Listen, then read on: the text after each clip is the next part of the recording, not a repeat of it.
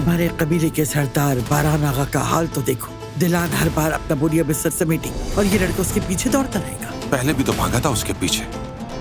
तुमने मुझे बताने क्यों नहीं दिया? ये नहीं चाहा कि तुमने जिहान के साथ जो किया है वो सबको बताओ, और जिहान तुम्हें अपना बड़ा भाई मानता है और ये राज हमारे साथ कब्र तक जाएगा। लगता है कि कॉफी खत्म हो गई। हाँ हो गई। तो फिर अब तुम यहाँ से जा सकते हो, क्योंकि मेहमान नवाजी की भी हद होती है। सच कह रही हो, तो चलो चले। मैं तो अपनी अम्मी के घर पर मेहमान नहीं। तो इरादा कर लो, क्योंकि मैं तुम्हें लिए बगैर नहीं जाऊंगा।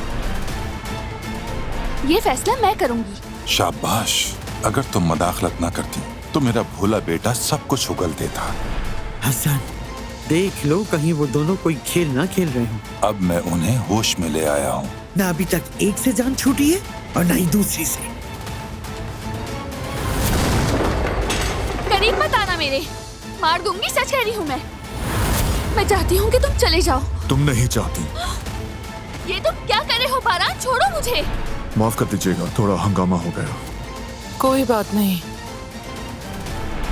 तुम मुझे छोड़ के नहीं गई, मेरे लिए यही काफी है कि तुमने मुझ पर भरोसा किया। कोई बहुत खुश हूँ मैं। तुम गलत समझ रहे हो फराद। जब थोड़ा वक्त गुजर जाएगा तब हम एक दूसरे से तलाक ले लेंगे और उस दिन तक हम इस कमरे में दो अजनबियों की तरह रहेंगे।